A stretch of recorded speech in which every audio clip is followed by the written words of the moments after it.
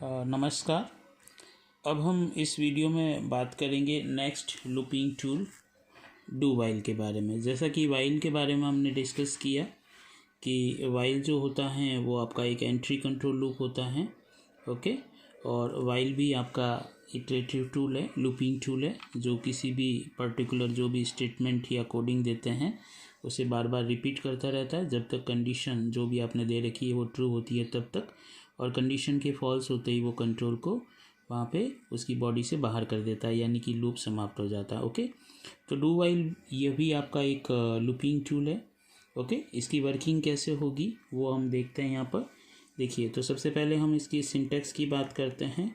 तो सिंटैक्स के अंदर जो भी इनिशियलाइजेशन हमें देना है, ओके, वो इनिशियलाइजेशन हम यहाँ पर सबसे पहले देंगे, initialization of variable, okay, initialization of variable, clear. Initialization of variable के जस्ट बाद हम यहाँ पर कीवर्ड आएगा आपका डू, DO, ओके। ये डू कीवर्ड आपको यूज़ करना है, ठीक है।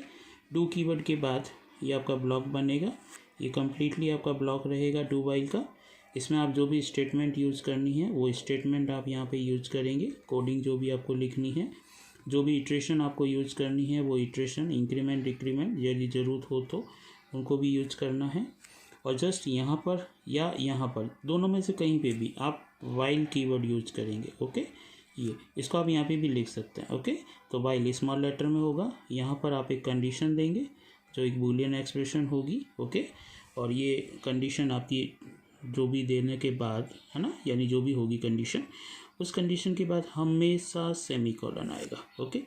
जबकि वाइल के अंदर नहीं आता है, डू वाइल के अंदर आपको सेमीकोलन देना होगा। जैसे सेमीकोलन देंगे तब कंट्रोल यहाँ से वापस से डू पे ट्रांसफ़र होगा, ओके। तो इसमें जो भी आपका फ्लो होगा वो सबसे पहले इनिशियलाइजेशन होगा। इनिशियलाइजेशन होने के बाद देखिए डायरेक्ट यहाँ पे आ गया डू पे। डू पे कोई कंडीशन नहीं है तो ये सीधा स्टेटमेंट एग्जीक्यूट कर देगा, ओके। और स्टेटमेंट एग्जीक्यूट करने के बाद कंट्रोल इस कंडीशन पे आएगा। जैसे इस कंडीशन पे आएगा, यदि कंडीशन ट्रू है, ओके, तो कंट्रोल यहाँ से वापस से टॉप पे यानी कि डू पे ट्रांसफ़र होगा और वापस से ये स्टेटमेंट एग्जीक्यूट होगी, यानी इनिशियलाइजेशन केवल एक बार होगा, क्लियर। तो इस तरह से ये लूप आपका चलता रहेगा। और जैसे ही कंडीशन या मान लीजिए फॉल्स हुई तो ये सीधा यहाँ से बाहर आ जाएगा कंट्रोल, और ट्रू के रूप में इस तरह से ये ब्लॉक चलता रहेगा। तो वाइल में यहाँ पर डू वाइल के अंतर्गत हमेशा सेमीकोलन लगाना है। यदि सेमीकोलन आप नहीं लगाएंगे तो एक एरर मैसेज जनरेट होगा, ओके। और यदि आपने वहाँ पर सेमीकोलन लगाया है तो ये यहीं से कंडीशन को चेक करेगा और चेक करते ही ट्रू होते ही वापस से डू कीवर्ड के पास उस कंट्रोल को ट्रांसफ़र कर देगा, ठीक है। चलिए, एक तरह से यदि हम देखें, जैसे वाइल के अंदर हमने बात की थी कि वाइल में जैसे ही कंट्रोल आता है उसी समय कंडीशन चेक होती है, जबकि यहाँ देखिए कंडीशन कहाँ हो रही है, पहले सारी स्टेटमेंट एग्जीक्यूट हो रही है, उसके बाद कंडीशन चेक हो रही है, यानी एंड में हो रही है, ओके। इसे हम एग्जिट कंट्रोल लूप कहेंगे, okay, exit control loop, okay. तो वाइल जो होता है वो तो होता है आपका एंट्री कंट्रोल लूप, ओके। और ये है आपका एग्जिट कंट्रोल लूप, यानी जब कंट्रोल एग्जिट होता है उस समय कंडीशन चेक होती है ना। कंडीशन ट्रू होगी तो ऊपर चला जाएगा कंट्रोल, और यदि फॉल्स होगी तो वहीं से बाहर कर दिया जाएगा, इसीलिए इसे एग्जिट कंट्रोल लूप कहा जाता है। अब देखिए, इसका भी हम एक एग्जांपल के तौर पे वर्किंग देखते हैं। जैसे हमने वाइल में देखा था तो बहुत ही सिंपल सा, हम वही आउटपुट चाहते हैं, सेम आउटपुट 1 2 3 4 5, ओके। ये आउटपुट हमें कैसे लेना है, तो सेम चीज़ यहाँ पर यूज़ कर रहे हैं हम। एक वेरिएबल हमने यूज़ कर लिया आई, ओके। फिर यहाँ पर हमें इनिशियलाइजेशन जो भी चाहिए, जैसे हमें आउटपुट के रूप में 1 2 3 4 चाहिए, जैसे हमने प्रीवियस वीडियो में समझाया है, तो उसी तरह से हम यहाँ पे बात करेंगे कि आई के अंदर पहले 1 हमने रख लिया, या आई असाइन 1, ओके।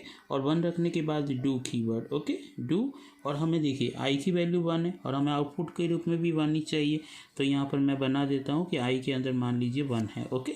तो यहाँ पर हमने प्रिंटफ स्टेटमेंट यूज़ करके हमें हमारी ज़रूरत के अनुसार हमने आई को प्रिंट करवा दिया, ओके, %d, और ये आई की वैल्यू जो भी होगी प्रिंट हो जाएगी। उसके बाद नेक्स्ट हमें 2 3 चाहिए, तो जैसा हमने प्रीवियस वीडियो में देखा था कि +1 करने पर हमें नेक्स्ट जो भी आउटपुट चाहिए वो मिल रहा है, तो यहाँ पर हम इंक्रीमेंट स्टेटमेंट यूज़ कर देंगे, आई असाइन आई +1, ओके। इस तरह से ये आपका कंप्लीट, और ये ब्लॉक कंप्लीट होते ही अब यहाँ पर आप एंड में कंडीशन चेक करेंगे। ओके, जब एग्जिट होगा आपका कंट्रोल यानी ओके, जब भी सारे की स्टेटमेंट जो भी एग्जीक्यूट होने के बाद जब बाहर की तरफ जाएंगे तो वहाँ कंडीशन को चेक करेंगे, और वो कंडीशन हमने आई लेस दैन इक्वल 5 दे दी। ओके, ये एग्जिट के समय हो गया, इसीलिए इसे एग्जिट कंट्रोल लूप कहा जाता है। अब देखिए इसकी ट्रेसिंग कैसे होगी, वो अपन ट्रेसिंग की बात करते हैं यहाँ पर। जैसे शुरू में यदि हम देखें तो आई के अंदर 1 है आपका। ओके, तो आई असाइन 1 होते ही देखिए जैसे यहाँ पर आया, कोई कंडीशन यहाँ पर चेक नहीं हो रही है, सीधा अंदर आ गया, आई की जो भी वैल्यू है 1 है ना, 1 प्रिंट हो जाएगा। ओके, तो आउटपुट के रूप में मैं यहाँ बना देता हूँ कि आउटपुट के रूप में 1 प्रिंट हो गया। ओके, 1 होते ही 1 + 1 2। ओके, तो आई की वैल्यू चेंज होकर 2 बन जाएगी, और 2 बनते ही यहाँ पर कंट्रोल आया अब, है ना, यहाँ होते ही यहाँ पर आया, तो यहाँ जैसे ही कंट्रोल आया चेक हुआ यहाँ पर कि आई की वैल्यू क्या है अभी कि 2 है। ओके, तो चेक कर देगा वहाँ पर कि 2 है ना less than equal 5। Okay, condition यहाँ पे ट्रू हो गई। जैसे कंडीशन ट्रू हुई, ट्रू होते ही वापस से कंट्रोल को कहाँ ट्रांसफ़र कर दिया जाएगा, यहाँ डू पे। ठीक है, और यहाँ से वापस अंदर आएगा, आई की वैल्यू क्या है 2 है, ये 2, तो आउटपुट के रूप में आपको ट्रू प्रिंट हो जाएगा। ओके, ट्रू प्रिंट होने के बाद वही 2 + 1 यानी 3, यानी आई की वैल्यू 3 बन जाएगी आपकी। तो जैसे यहाँ पर आया वापस से 3 बनने के बाद, तो यहाँ चेक हुआ 3 लेस दैन 5 है ना, तो यहाँ पर 3 less than equal 5, condition true हुई। यस, कंडीशन जैसे ट्रू हुई वापस से कंट्रोल डू अंदर आए, आई की वैल्यू 3 है, ये 3 आउटपुट के रूप में आपको 3 मिल जाएगा। ओके, फिर यहाँ पर 3 + 1 ओके, तो 4, तो आई की वैल्यू 4 बन जाएगी आपकी। 4 बनते ही यहाँ पर वापस से चेक द कंडीशन कि 4 less than equal 5, yes condition is true. Okay, जैसे ही कंडीशन ट्रू हुई तो वापस से ये डू पे ट्रांसफ़र होगा, वापस से अंदर आ गया यानी कि 4। ओके, तो आउटपुट आपका 4 प्रिंट हो जाएगा। ठीक है, 4 प्रिंट हो गई, 4 + 1 5। ओके, तो आई की वैल्यू 5 बन जाएगी आपकी। देन चेक द कंडीशन कि 5 is less than equal 5, yes condition is true, equal है। जैसे ट्रू हुआ वापस से डू पे कंट्रोल ट्रांसफ़र होगा, अंदर आए, आई की वैल्यू 5 है, आपको 5 प्रिंट कर देगा। देन 5 + 1 6। ओके, तो यहाँ पर ये 5 की वैल्यू 6 बन जाएगी आपकी। ओके, 6 बनते ही यहाँ पर आया, यहाँ पे चेक होगा 6 लेस दैन इक्वल 5, कंडीशन हो गई फॉल्स। तो जैसी कंडीशन फॉल्स होती है कंट्रोल आपका सीधा इस ब्लॉक से बाहर आ जाएगा। ओके, तो इस तरह से हमें आउटपुट के रूप में 1 2 3 4 5 आ गया। ओके, तो यानी कहने का ये मतलब हुआ कि जब लूप चला आपका तो आई की वैल्यू 1 थी आपकी। ओके, ये आई की वैल्यू 1 थी, अंदर आया, आई की वैल्यू जो भी 1 थी, ठीक है, उसको आउटपुट के रूप में 1 प्रिंट हो गया आपका, और 1 प्रिंट होते ही वहाँ पे 1 + 1 2 बन रहा था। ओके, और 2 बन के 2 लेस दैन 5 है ना, तो कंडीशन आपकी यहाँ से आपकी चेक होगी। वो कभी ये चेक नहीं करेगा अंदर आते समय कि आई की वैल्यू 1 है तो 1 लेस दैन 5, क्योंकि वहाँ अंदर आने समय मतलब जैसे ही अंदर आया तो आते समय ही आई की वैल्यू 1 तो प्रिंट हो गई, लेकिन 1 + 1 2 बनने के बाद वो कंडीशन चेक करेगा। ओके, तो 1 लेस दैन 5 वाली कंडीशन वो कभी चेक नहीं करेगा, क्योंकि कंडीशन लास्ट में आपकी चेक हो रही है एग्जिट के समय, इसीलिए मैंने यहाँ 1 लेस दैन 5 आपको नहीं लिखा है मैंने। ओके, तो इस तरह से डू वाइल और वाइल दोनों सेम तरह से काम करते हैं, लेकिन एक विशेष कंडीशन में अभी नेक्स्ट वीडियो में आपको बताऊंगा कि वाइल और डू वाइल में बेसिक डिफरेंस क्या है। ओके, कि वाइल जो होता है वो एंट्री कंट्रोल लूप है, लेकिन डू वाइल आपका एग्जिट कंट्रोल लूप है, लेकिन दोनों चलते तो सेम है।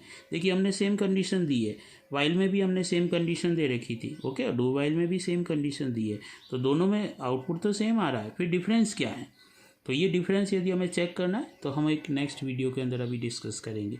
ओके, तो डू वाइल भी आपको प्रॉपरली समझ में आ गया होगा। ओके, चलिए, थैंक यू।